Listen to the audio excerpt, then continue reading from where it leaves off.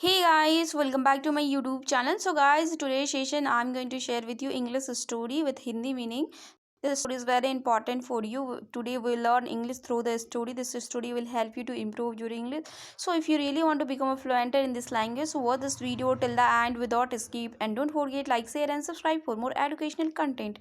So without any further delay, let's get start into the video. As you can see that on your screen, the name of the story is that the echoes of the destiny. It means भाग की प्रतिध्वनि.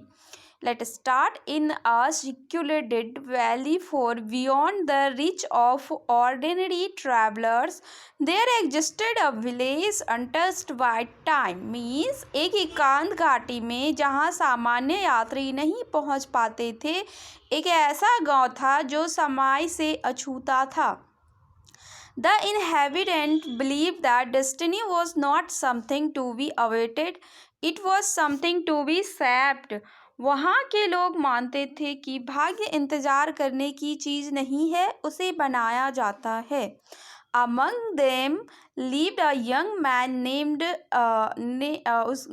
is Arib, whose curiosity was boundless as the sky above him. उनके बीच अरीब नाम एक युवक रहता था जिसकी जिज्ञासा आसमान की तरह असीम थी. Whole others accepted life as it came. Arif questioned everything: the purpose of existence, the nature of fate, and the invisible force that governed their lives. जहाँ दूसरे लोग जीवन को जैसे हैं वैसा स्वीकार कर लेते थे, वहीं अरीब हर चीज़ पर सवाल करता था. जीवन का उद्देश्य, भाग का स्वरूप और वो अदृश्य शक्तियाँ जो जीवन को नियंत्रित करती है. One fateful evening, as twilight wrapped the valley in hues of amber and violet, Arif stumbled upon an ancient manuscript hidden beneath the ruins of a forgotten temple. एक भाग्यशाली शाम जहाँ संध्या ने घाटी को सुनहरे और बैंगनी रंगों से ढक लिया था, अरीब को एक भूले हुए मंदिर के खंडरों के नीचे एक प्राचीन पांडुलिपि मिली.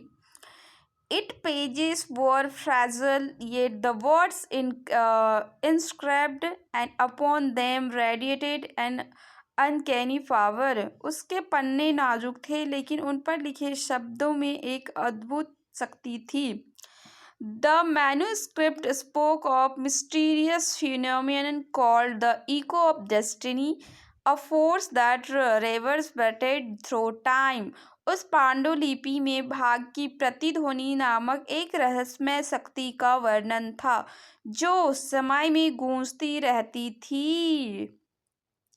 Driven by an insatiable desire to uncover the truth, Arif embarked on a perilous journey. सच्चाई जानने की असीम इच्छा से प्रेरित होकर अरीब एक खतरनाक यात्रा पर निकल पड़ा. He traversed dense forest, climbed and tree-horsed mountains and endured relentless storms. उसने घने जंगल पार किए, खतरनाक पहाड़ों पर चढ़ा और लगातार आने वाले तूफान को सहा. Then each obstacle tested not only his physical endurance but also resilience of the spirit. It means हर बाधा ने उसके शरीर के साथ साथ उसकी मानसिक शक्ति की भी परीक्षा ली. Days turned into weeks or weeks into months. दिन हफ्तों में और हफ्ते महीनों में बदल गए. Just when despair began to creep into his heart, Arif reached the summit of colossal mountain. जब निराशा उसके दिल में घर करने लगी, तभी एक विशाल पर्वत की चोटी पर पहुंच गया. There he encountered an enigmatic sage whose presence exuded both serenity and authority. वहाँ उसकी मुलाकात एक से हुई जिनकी उपस्थिति में शांति और शक्ति दोनों झलक रही थी. Why have you come, he says asked calmly. तुम यहाँ क्यों आए हो, ऋषि ने शांत स्वर में पूछा. I seek the echo of destiny, Arib replied with unwavering determination. मैं भाग्य की प्रतिध्वनि की खोज में हूँ, अरीब ने दृढ़ता से उत्तर दिया. The sage smiled faintly and asked, "Do you believe destiny is fixed?" ऋषि हल्के से मुस्कुराया और बोले, क्या तुम मानते हो भाग्य तय होता है? Arif said, "Destiny like a river, its flow in a direction, but we can choose how to navigate it." Arif बोला, भाग एक नदी की तरह है, वो बहती है लेकिन हम तय करते हैं उसमें कैसे चलना है. The sage nodded and led him to a hidden chamber where a radiant orb floated in mid-air. ऋषि ने सिर हिलाया और उसे एक गुप्त कक्ष में ले गया जहाँ एक चमकता हुआ गोला हवा में तैर रहा था. As Arya approached, he heard whispered echo of his past fear, hopes and choices. जैसे ही आर्य पास आया उसे फुसफुसाहटें सुनाई देने लगी, उसके अतीत, डर, उम्मीद और फैसलों की गूंज. He realized the truth. The echo of destiny was not external, it was within him.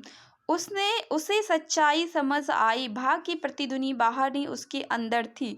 It was the result of every choice he had ever made. यह उसके हर फैसले का परिणाम था.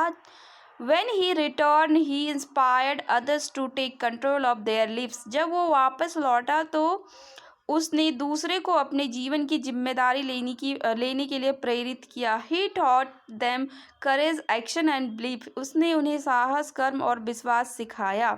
The moral of the story is that, guys, destiny does not define us. We define destiny. भाग हमें नहीं बनाता, हम भाग्य को बनाते हैं. So guys, today's session is ends here. We'll meet very soon in next video with new session. Till then, bye bye, take care, stay happy and healthy. Thank you for watching.